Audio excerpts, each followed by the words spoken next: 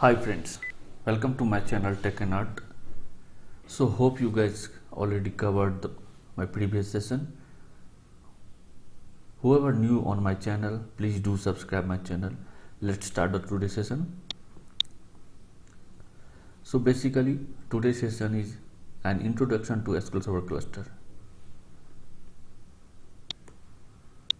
In this session I will tell you what cluster are, what they are good for, and why I like to plan out my cluster in a very specific way. I will also give an overview of how clustering relates to always on, right? AAG. Okay. So what type of clustering are we talking here in this session?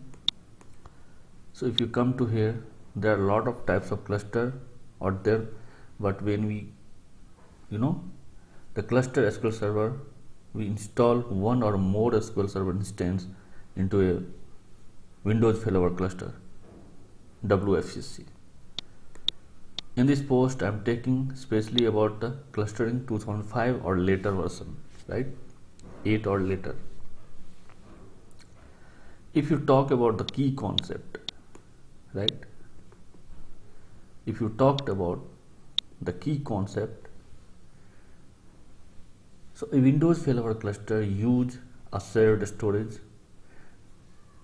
Typically, this shared storage is a SAN, which stands for Shared Storage Network.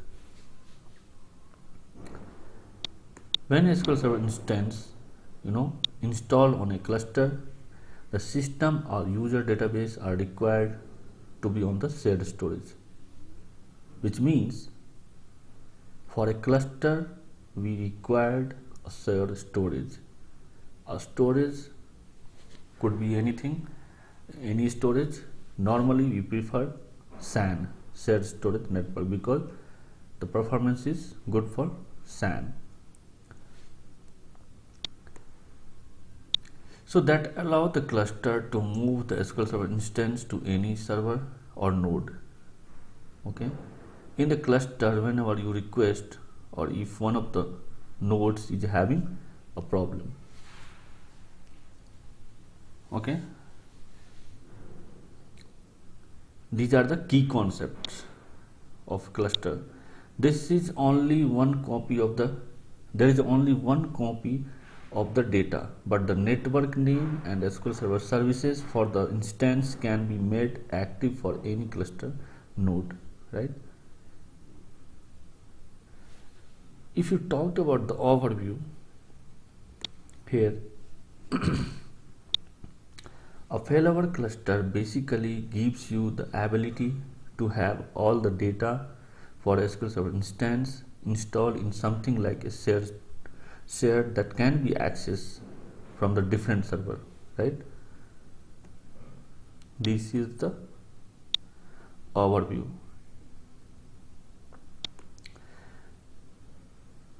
If you focus here, it will always have the same instance name, SQL agent, jobs, linked server, logins, where you bring it up. You can even make it always use the same IP address and port. So no use of SQL Server have to know where it is at any given time. So cluster server configuration is another topic we'll discuss.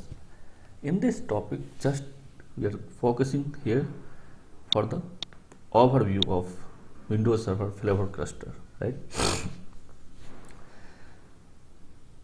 So above what I captured here, the what types of cluster we are going to talk in this session, the key components, the key components I have captured. What are the key components for SQL Server Windows for the cluster, Windows Server failover cluster? The overview we have captured. Now we will take an example. If you come here, you will focus. So we will see the functionality of cluster with the help of this diagram. So in this diagram we have a cluster setup. There is a cluster name, it's called SQL cluster 01, right? And it is having two nodes, node 1 and node 2. The node 1 name is SQL clue 01 node 01 and SQL clue 01 node 02. So these are the two nodes which is running on the cluster SQL cluster 01. People can connect the SQL clue 01 SQL. So this is the application server, right? The SQL clue 01 SQL. If you focus this diagram, so this is the SQL, this is the one, is a the application server, and these two nodes, node 01 and node 02, is a SQL server instance which is in a cluster. So we have storage, here we have a switch, we have a node 1 node 2, and this is the application server. Okay, so this is the cluster setup for two nodes. If you focus here, something is happened and node 1 is a crash, right? There is no node 1 more. So now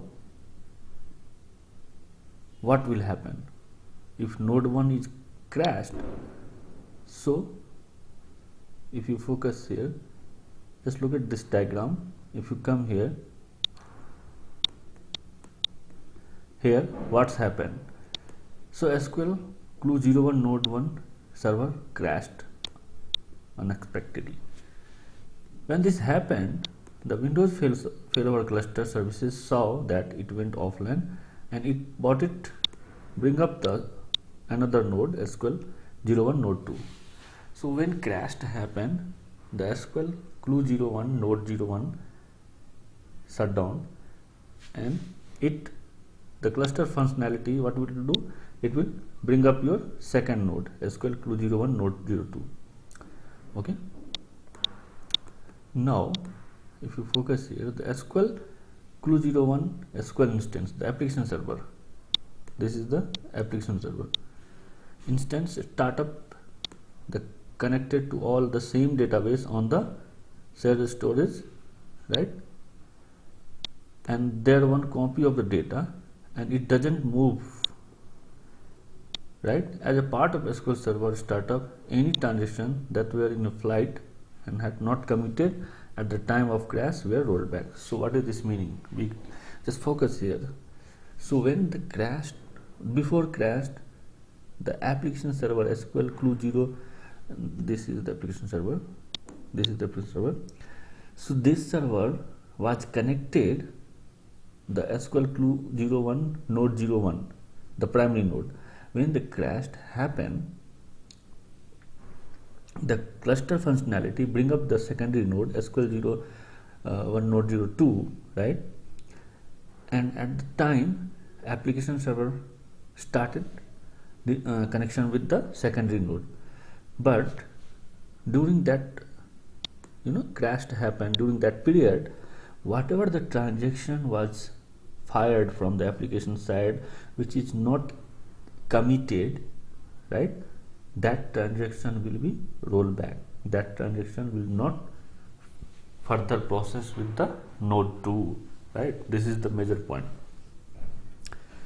Before crashed, whatever the transaction was going on with the primary node, that transaction which is not committed yet during the failover time, during the crash, will not carry forward with the node 2, right? That transaction will roll back. This is a major point.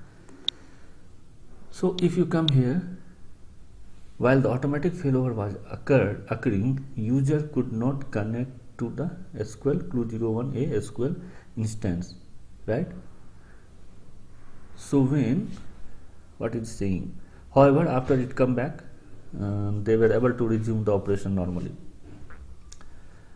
So this line is saying basically the application server, the SQL 01 SQL, during the failover time, the new user cannot able to connect the application server during the failover time. So this is the, so let's assume your application server is having the 200 users at present, right? And unexpected shutdown happen on a primary node, and your application user now going to connect with the secondary database instance. So during this period before crashed, 200 process was connected with the running on a database application server. So further more than 200 process, let's assume 200 another new process cannot access during the failover time. So this is the what meaning actually. Once the process operation resumed, then the new process is able to connect. Now we'll talk about the some ways the cluster makes your life easier. So how the clustering is making our life easier, we'll discuss some bullet points here, the basics points. Yes, cluster is very helpful to us and it's very making our life easier. If you focus this line, the hardware failures.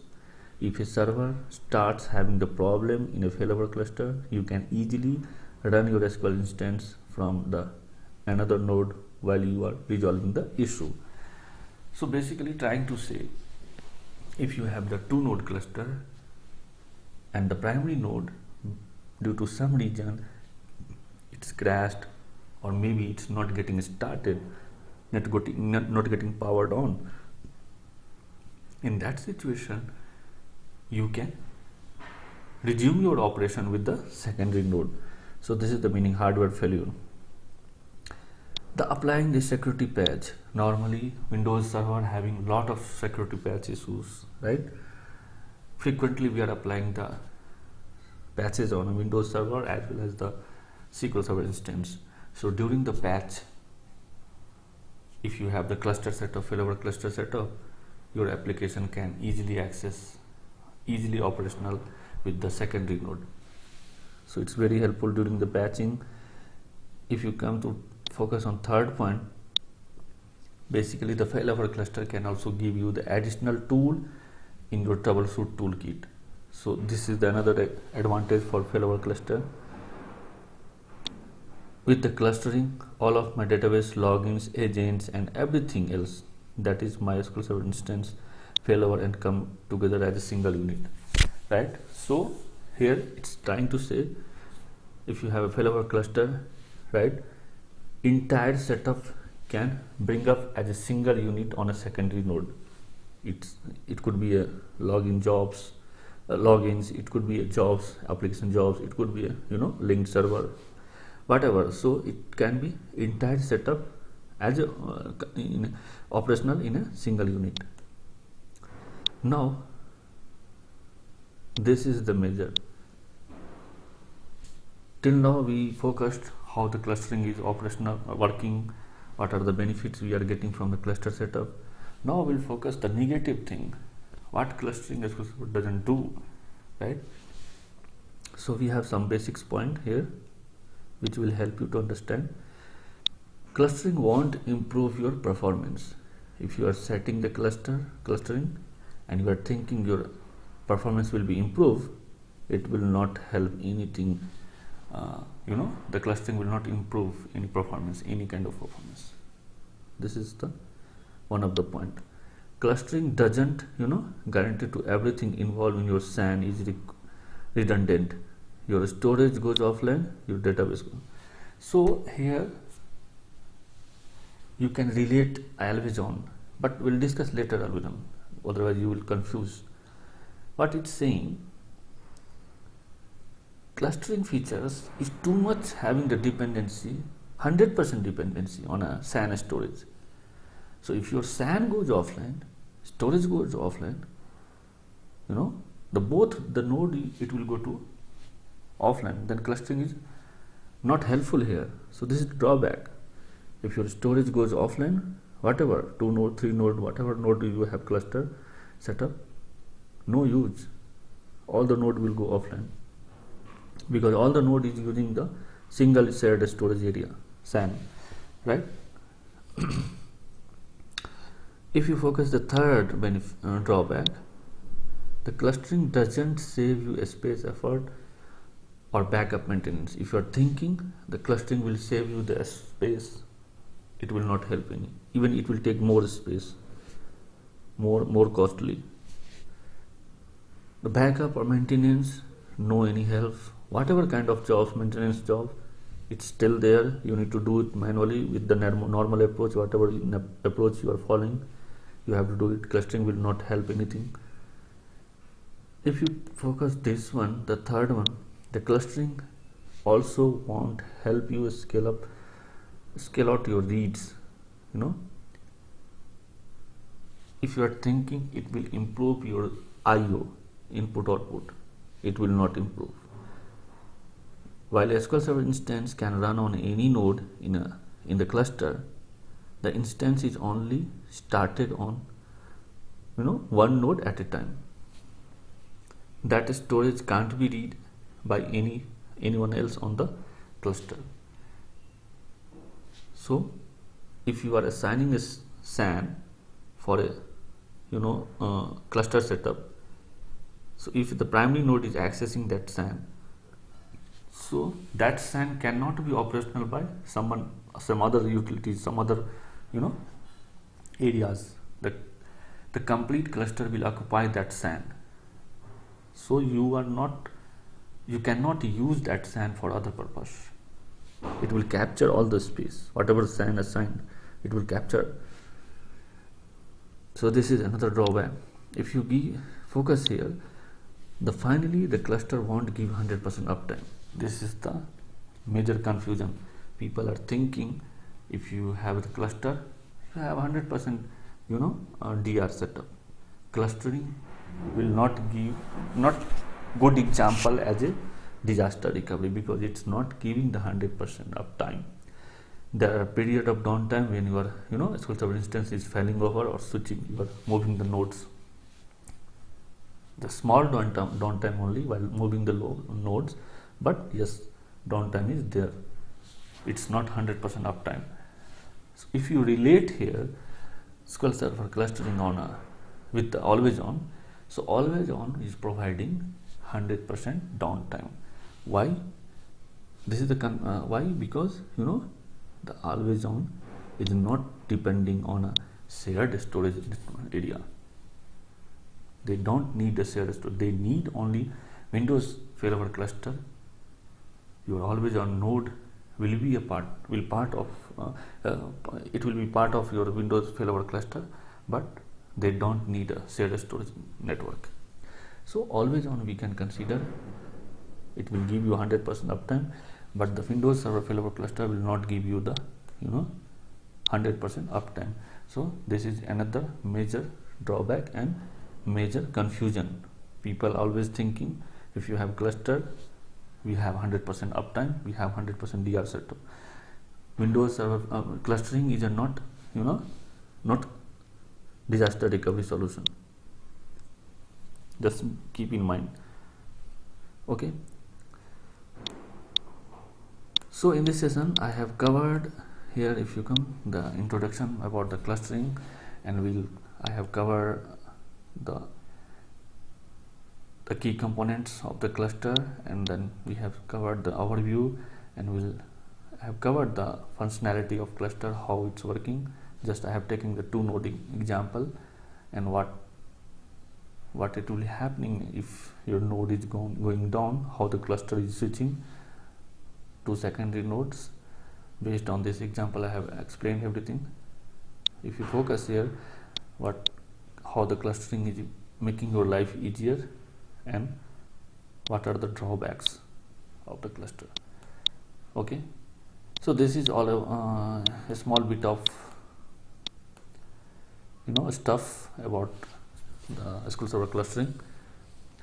What I will do, I will create a live cluster lab, and I will create a virtual machine, and then we'll set up the cluster, and then we'll show you all those things in a lab session, how to failover is happening and what are the benefits we are getting, what are the components required for clustering. Everything will cover in the next session. So till then, bye bye. Thanks for watching. Whoever not subscribed my channel, please do subscribe. Thank you.